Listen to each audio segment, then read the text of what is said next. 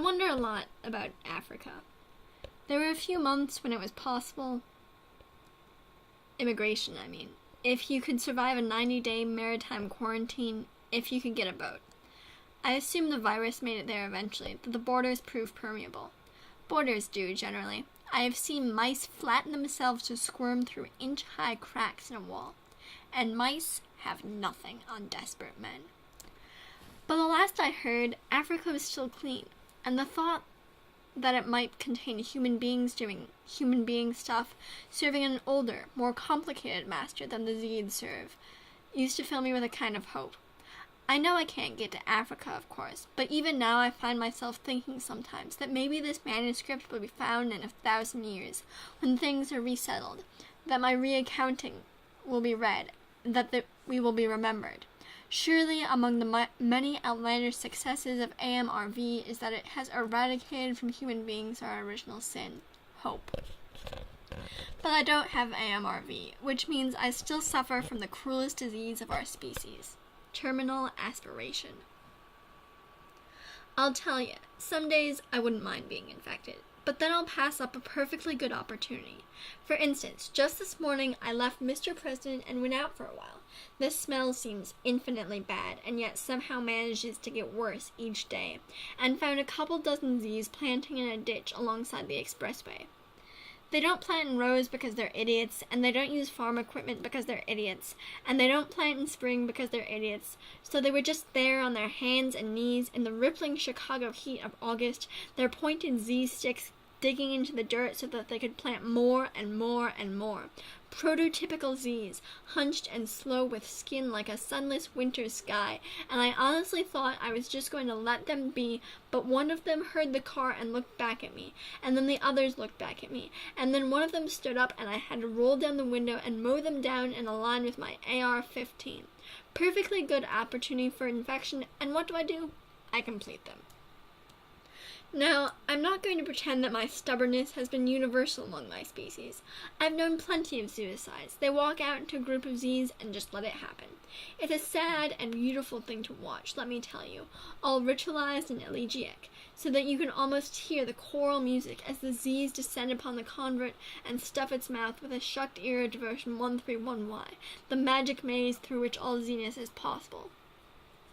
The Ziification came so fast and so completely that I only found out about Devotion 131Y months later in a newspaper that was being used to block out the light attract Z's, in a high-rise on Michigan Avenue. The place's windows were covered with layer upon layer of late-stage newspapers, but even so, on sunny mornings the light shone through, giving the newspaper stories a layered glow, which is how I discovered one morning a story one layer behind an advertisement for a sporting goods store. 100% of sampled people with AMRV, as it was then known back when the world contained science and initialisms, had been exposed to a specific bicolored maize variantial known as Devotion 131Y, which these days is pretty much the sole product of the American economy. D131Y gives you the Z's, which you survive thanks to D131Y, which makes you feel indebted to D131Y in the way that it makes you want to eat anyone who disagrees with you. This is not a new phenomenon, by the way.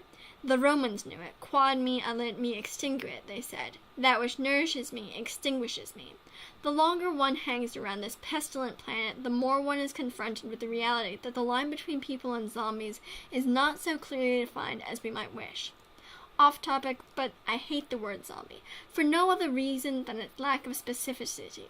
The Z'd up are not zombies any more than the Spanish flu is Spanish. They are people, or at the very least former people, suffering from a real and specific disease, AMRV. But whenever I come across the uninfected and said AMRV, no one knew what I was talking about, so on occasion one has to give into convention and say the Z word itself, although all in all, I prefer the colloquial popular Z'd up or Z'd out or Z'd, all which have a certain multivalence that zombie lacks. Anyway, one of the reasons it is important not to call Z's zombies is because they aren't zombies. AMRV is a disease, or at least it was a disease before it became ubiquitous. i.e. at this point one could make a pretty compelling argument that those of us without AMRV are the diseased ones, and very little of the zombie apocalypse canon has proved relevant to the world in which I find myself. It doesn't matter if I shoot a zombie in the head or the stomach as long as I kill it. Zombies will eat my brains, but they'll also happily eat the rest of me. They'll also eat anything else, except for the Devotion 131Y.